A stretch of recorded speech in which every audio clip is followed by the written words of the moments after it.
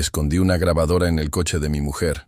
Luego escuché la grabación y supe que mi matrimonio había terminado. Mi esposa y yo llevamos más de una década juntos. 10 años de matrimonio y 4 hijos que amo más que a nada en el mundo. Como cualquier pareja, hemos tenido altos y bajos. Pero siempre pensé que nuestra relación estaba construida sobre una base sólida, confianza, respeto, amor verdadero. Ella fue criada en un hogar religioso, muy estricto. Su padre era pastor. Por eso siempre asumí que sus principios eran fuertes, que creía en la fidelidad, en el compromiso, en el respeto mutuo. Pero hoy, al mirar atrás, me doy cuenta de lo ingenuo que fui. Todo comenzó hace unos meses. Noté que su comportamiento había cambiado. Nada demasiado evidente al principio. Pero después de tantos años uno aprende a leer los silencios. Ya no me miraba igual. Las conversaciones eran más cortas, más tensas. La intimidad prácticamente desapareció. Cuando le preguntaba si algo le pasaba, si estaba bien, me decía que era el trabajo, que los niños la agotaban, que solo estaba cansada. Al principio lo acepté. Ser madre de 4 no es fácil, y ambos tenemos empleos exigentes. Pero había algo más.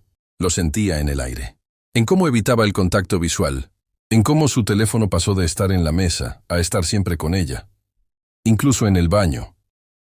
Fue después de mi cumpleaños cuando la duda se convirtió en decisión. Lo recuerdo perfectamente, habíamos salido a cenar en familia. Fue normal, sin emociones, sin gestos de cariño.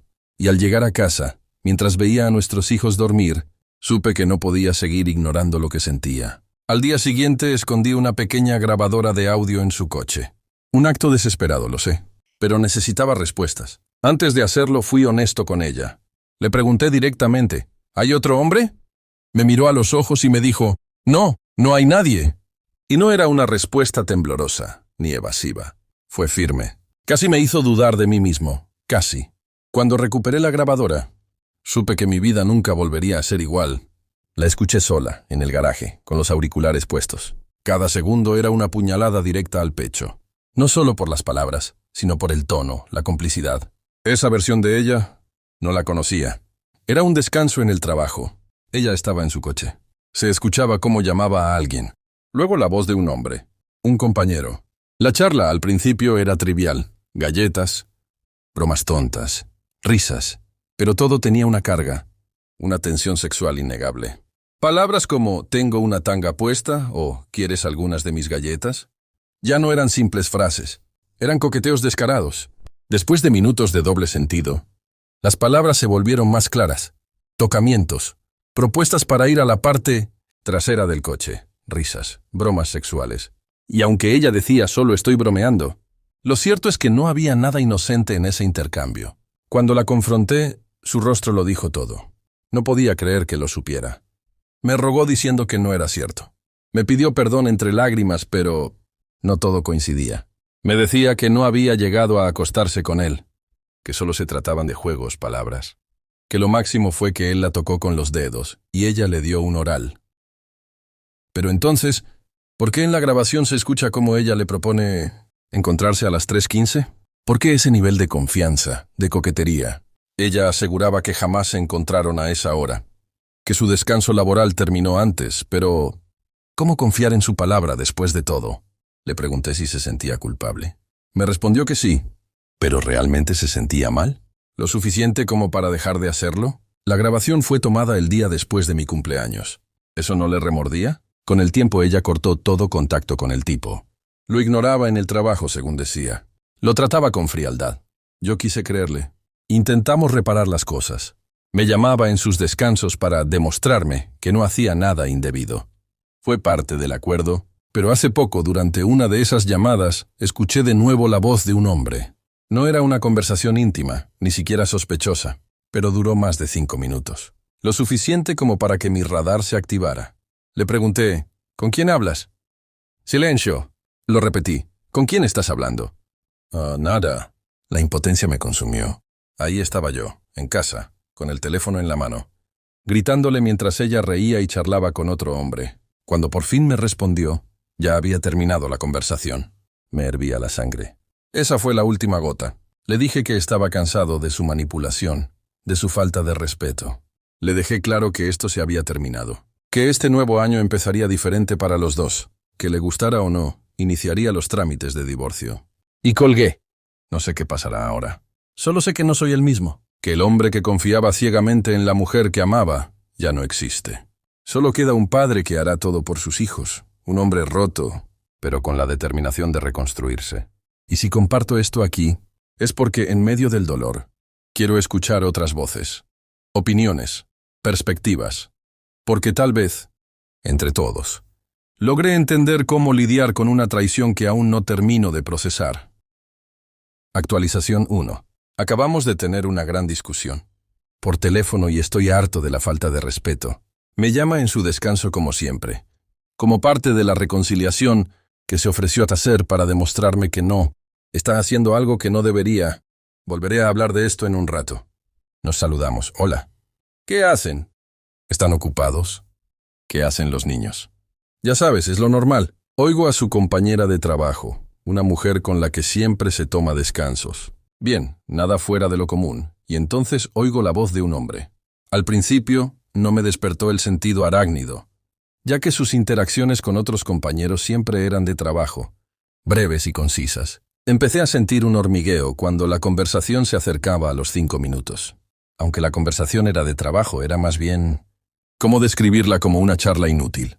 Eso sí, esta ha sido nuestra rutina durante casi un año. Así que algo que a algunos les parezca pequeño e insignificante y que pase desapercibido, yo lo detecto fácilmente. En fin, por curiosidad le pregunté, ¿con quién estás hablando? No obtuve respuesta. Le pregunté de nuevo, ¿con quién estás hablando? Y todavía no hubo respuesta. A estas alturas ya me estoy irritando un poco. Eso sí, mientras intento llamar su atención, ella solo está charlando con un compañero de trabajo, mientras yo, su marido, le grito por teléfono con cara de loco furioso. Incluso intenté escribirle nada. No fue hasta que terminó su conversación que finalmente me reconoció. Estoy más que enojado ahora mismo. Incluso mientras escribo esto, me tiemblan las manos. Ni siquiera puedo pensar con claridad, pero para resumir, le dije que esta es la última vez que me va a manipular y faltarle el respeto. Y le añadí algunas palabras en francés para describirla. Terminé con ella sabiendo que este nuevo año comenzaría de nuevo para los dos. Le guste o no, voy a iniciar los trámites para solicitar el divorcio. Colgué. Actualización 2 y final. Me ha llevado meses escribir esto. Lo he empezado y borrado un montón de veces. Cada vez que lo intentaba, la vergüenza era un peso físico que me aplastaba. Muchos me enviaron mensajes, y lamento no haber respondido. Me sentía abrumado. Gracias por preocuparte por preguntar. La verdad es que no quería admitir lo catastróficamente que había fracasado. Y cuánta razón tenían todos ustedes. Estaba avergonzado. En mi última actualización la acababa de confrontar. A pesar de todas las advertencias en mis mensajes directos y comentarios, advertencias que ahora considero como un salvavidas que me negué a aceptar. Decidí no pedir el divorcio. Ella juró que se había acabado. Juró que haría lo que fuera para arreglar nuestra familia. Y como un tonto sediento de esperanza me tragué cada palabra.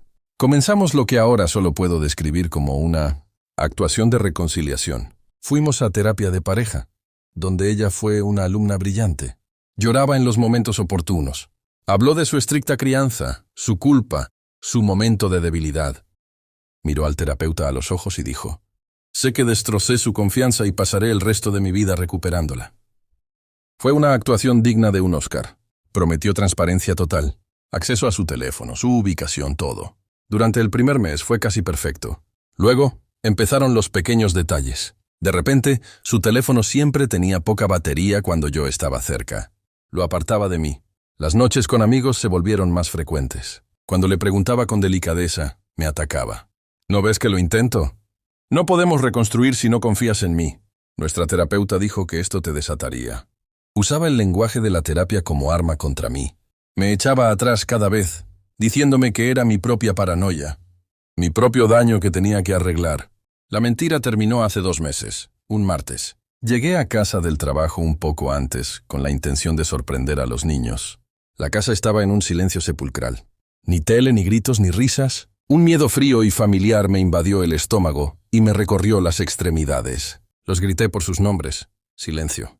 Entré en nuestra habitación. Su lado del armario estaba vacío. Sentí náuseas al instante, casi vomito. Me temblaban las piernas, casi me desmayo. Apoyé el hombro y me apoyé en la pared porque en ese momento supe lo que había pasado.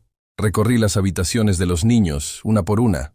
Sus cajones estaban medio vacíos. Sus juguetes favoritos, esos sin los que no podían dormir, habían desaparecido. El corazón me latía tan fuerte que pensé que me estaba dando un infarto. Y entonces vi el sobre en la isla de la cocina. Mi nombre escrito a mano. Lo abrí con manos temblorosas. No era una confesión. No era una disculpa. Era una ejecución. Un cuchillo que retorcía con cada palabra. Aquella nefasta carta decía: sé que esto te dolerá y lamento mucho el dolor que esto te causará. Lo intenté. De verdad que intenté que esto funcionara. Pero ya no puedo vivir así. Siento que ando con pies de plomo, siendo observada y juzgada. Nunca me perdonaste de verdad. Cada vez que llegaba tarde a casa, cada vez que miraba el móvil, sentía tu desconfianza. Es asfixiante. Los niños también sienten la tensión. Merecen crecer en un hogar feliz, no en uno lleno de desconfianza y rabia. Chris, así es como me refiero al chico, nos ofrece paz. Me acepta y le gustan los niños. Los llevaré a un lugar donde puedan ser felices. No quería que nuestra historia terminara así, pero nunca nos diste la oportunidad de empezar de nuevo. Mi abogado se pondrá en contacto contigo para informarte sobre los próximos pasos. Espero que algún día entiendas que hice esto por el bien de todos, incluido el tuyo. Debí haberlo leído cientos de veces. Las palabras se difuminaban en una nube de pura rabia. El mismo tipo de las grabaciones. Así que nunca paró. Y ahora me culpaba. Llamaba sospecha a mi trauma por su infidelidad. Llamaba tensión a mi dolor. Pintaba mis intentos desesperados y frustrados de volver a confiar en ella como asfixiantes. La audacia, la crueldad pura y calculada de culparme por las consecuencias de su propio engaño es una herida que no creo que sane del todo. No se fue sin más. Intentó quemar mi sentido de la realidad al irse, reescribiendo la historia para ser la víctima y yo el villano. Sí, es el mismo tipo. El tipo cuya voz escuché en esas grabaciones, susurrándole a mi esposa en su coche. La reconciliación fue una mentira. La terapia fue una fachada. Nunca la terminó. Simplemente aprendió a ocultarlo mientras planeaba su estrategia de salida. Estaba usando ese tiempo, nuestra reconciliación, para asegurar una nueva vida con él, y me usó a mí para mantenerla bajo techo hasta que estuviera lista. ¿Cómo se llevó a los niños? ¿Cómo se envenena a los propios hijos contra su padre? Lo he reconstruido desde entonces. Les dijo que se iban de vacaciones sorpresa.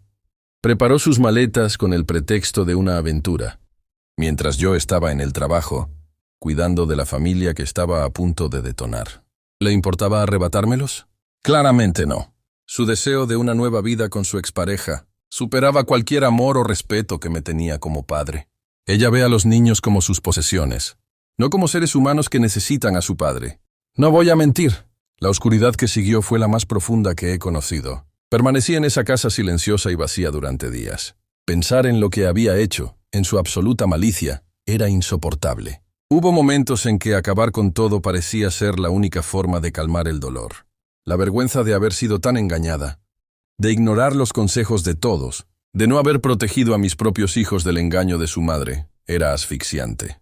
Pero entonces algo cambió. Pensé en mis hijos, despertando en una casa extraña con un hombre extraño.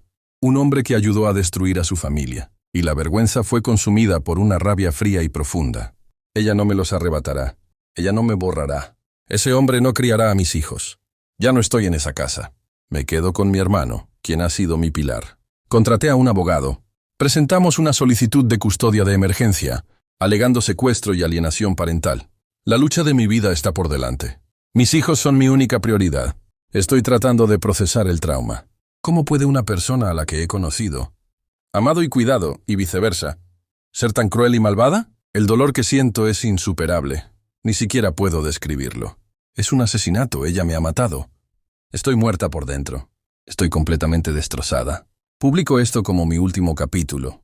Una advertencia para cualquiera que esté en mi misma situación hace meses, con una prueba de embarazo positiva en la mano para una segunda oportunidad. A veces la persona que amas se ha ido, y un actor excelente ha ocupado su lugar. La reconciliación requiere una pareja arrepentida, no solo un mejor mentiroso. A todos los que intentaron advertirme, gracias. Lamento profundamente no haberles escuchado. Sus palabras no fueron en vano. Son la voz de la razón que escucho ahora mientras lucho. No cometan el mismo error que yo. Cuídense mucho. Si te gustó esta historia, dale un me gusta. Muchas gracias por llegar hasta el final. Nos vemos en un próximo video.